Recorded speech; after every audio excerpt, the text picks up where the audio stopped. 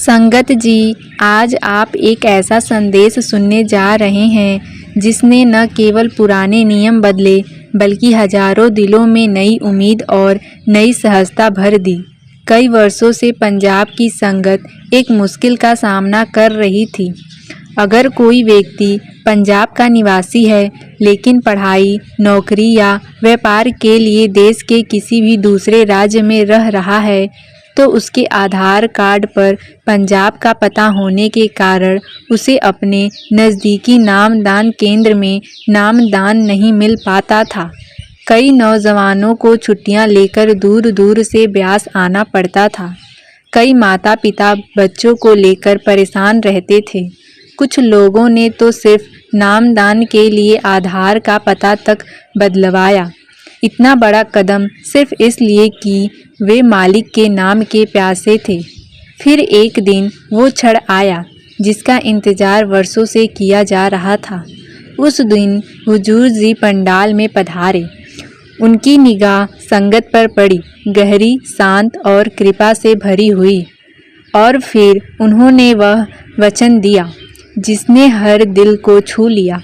हुजूर जी ने कहा कि अब से पंजाब का कोई भी निवासी देश के किसी भी राज्य में रहता हो, वह अपने वर्तमान क्षेत्र के नामदान केंद्र में ही आवेदन कर सकेगा। न पता बदलवाने की ज़रूरत है, न लंबी यात्रा की। मालिक का नाम किसी सीमा में बंधा नहीं है। जिसने सच्चे मन से पुकारा, उसके लिए हर दरवाज़ा खुला है। संगत जी, जैसे ही ये शब्द पंडाल में गूंजे, हजारों रूहों ने हुजूर जी का तहदिल से धन्यवाद किया। लोगों की आंखों में चमक थी, एक ऐसी चमक जो केवल राहत नहीं, गहरी कृतज्ञता से जन्म लेती थी। लेकिन संगत जी, हुजूर जी की दया मेहर यहीं तक सीमित नहीं है। हुजूर जी ने इससे पहले भी एक घोषणा की, एक ऐसी घोषणा जिसने हर माता पिता के दिल को पिघला दिया। उन्होंने कुछ दिन पहले कहा कि अब से जो माता पिता अपने बच्चों को सेवा पर साथ लाते हैं, वे अपने बच्चों को संग ही पंडाल में बैठकर दर्शन करेंगे। यह सुनते ही पंडाल में एक क्षण की खामोशी छा गई, जैसे लोग विश्वास ही न कर पाए हों। और फिर भावनाओं का एक सैलाब उमड़ पड़ा। उस दिन पहली बार 60 छोटे बच्चों को विशेष टोकन दिए गए। उनके लिए पंडाल में एक अलग ब्लॉक बनाया गया, सुरक्षित, शांत, पवित्र। जब हुजूर जी उस ब्लॉक की ओर बढ़े, बच्चों की आंखें उनसे मिली, निर्भय, मासूम और रोशनी से भरी हुई। एक एक बच्चे पर उन्होंने कृपा दृष्टि डाली। उन नन्हे चेहरों पर जो मुस्कान आई, वह किसी शब्द की मोहताज नहीं थी। और फिर गहरी शांत आवाज़ में हुजूर जी ने फरमाया, बच्चे भी दर्शन के अधिकारी हैं। इससे उनके मन में श्रद्धा और आत्मविश्वास दोनों बढ़ेगा। ये शब्द माता पिताओं के दिलों को छूते हुए सीधे आंखों तक पहुँचे। कई लोग भावुक हो उठे। कुछ ने हाथ जोड़ लिए, कुछ ने आसमान की ओर देखा और हर दिल से एक ही भावना निकली, धन्य है वो बच्चे और धन्य हैं हम जिन पर ऐसी कृपा बरसी। संगत जी, आज सिर्फ नियम नहीं बदले, आज प्रेम की परिभाषा बदली है। आज वह दीवारें टूटी हैं जो कभी दूरी थी, कभी व्यवस्था थी। आज एक बार फिर साबित हो गया, गुरु का घर सबका है।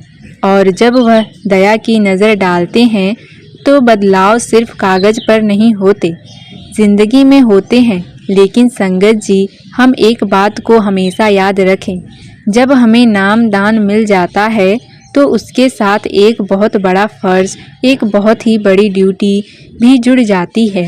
नामदान मिल जाना मंजिल नहीं है, यह तो शुरुआत है उस रास्ते की जिस पर हमें अपने मन को बैठाना है, उसे संभालना है और मालिक की याद में टिकाना है।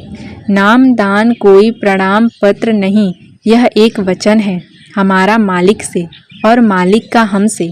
इसलिए जब हमें नामदान मिलता है तो हमें सिर्फ खुशी नहीं माननी, बल्कि समझना चाहिए कि अब हमें और ज़्यादा अनुशासन और ज़्यादा नियमितता से रहना चाहिए और ज़्यादा प्रेम से बैठना है। आइए इसे गहराई से समझें। सच्चा नाम दान तब पूरा होता है जब हम रोज बैठकर अपने अंदर झांकते हैं, जब हम मन को उसके असली घर की याद दिलाते हैं, जब हम अपने भीतर उस नूर की तलाश करते हैं जिसके लिए हमने ये राह पकड़ी है। नाम दान मिलना कृपा है और उस कृपा को निभाना हमारा फर्ज है। संगत जी, यह सच्ची घटना डेरे के अंदर की है। उस समय बाबा जी अपनी कोठी में थे और जब सेवादार बाबा जी की कोठी में सेवा करने के लिए अंदर जाने लगे तो बाबा जी ने सेवादारों को रोक दिया और बाबा जी ने कहा, आज कोठी के अंदर सेवा नहीं करनी। तो यह सुनकर सेवादार थोड़ा हैरान हो गए और पूछने लगे कि बाबा जी, हमसे कोई गलती हो गई है क्या? तो बाबा जी ने हंसते हुए कहा, नहीं भाई, तुमसे कोई गलती नहीं हुई। मेरे कहने का मतलब यह था कि आज कोठी के अंदर नहीं बल्कि कोठी के बाहर गार्डन के फूलों और पेड़ पौधों की सेवा करनी है। सारे सेवादार बाबा जी का हुक्म मानते हुए कोठी के बाहर फूल और पेड़ों की सेवा में लग गए, क्योंकि बाबा जी को पहले से ही पता लग गया था कि काल बाबा जी से मिलने आ रहा है और बाबा जी नहीं चाहते थे कि काल को देखकर सेवादार डर जाएं। इसीलिए बाबा जी ने सेवादारों को कोठी के बाहर सेवा करने को कह दिया।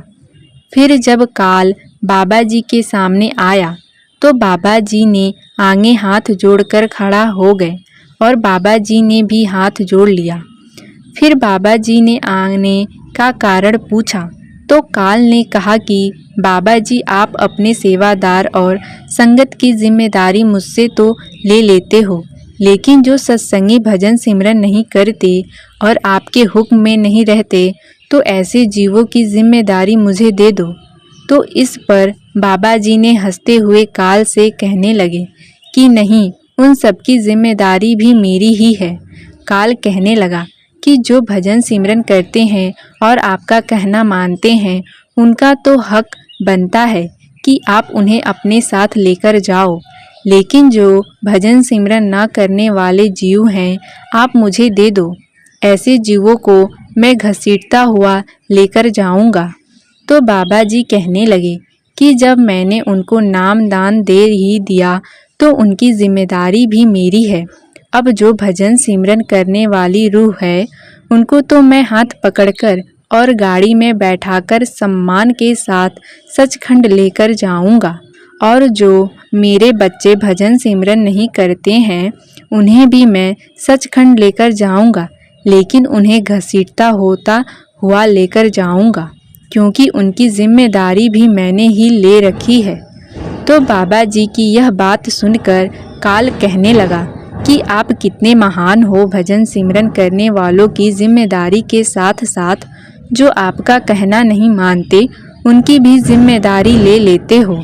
तो बाबा जी कहने लगे कि अगर दो बच्चों में से एक बच्चा गलत निकल जाए और बाप का कहना ना माने तो भी उस बच्चे की जिम्मेदारी बाप की ही होती है, और बाप अपने बच्चे को ऐसे बीच रास्ते नहीं छोड़ देता।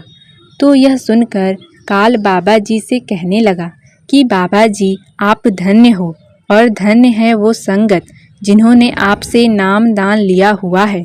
और इतना कहकर काल वहाँ से चला गया।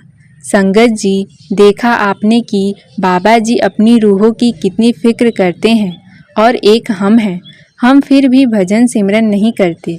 अब यह हमें सोचना है कि आदर सहित बाबा जी का हाथ पकड़ के जाना है या दूसरे तरीके से। मुझे पूरी उम्मीद है हर कोई बाबा जी का हाथ पकड़ कर जाना चाहेगा। इसीलिए हमें बाबा जी का हुक्म मानना है और भजन सिमरन करना है।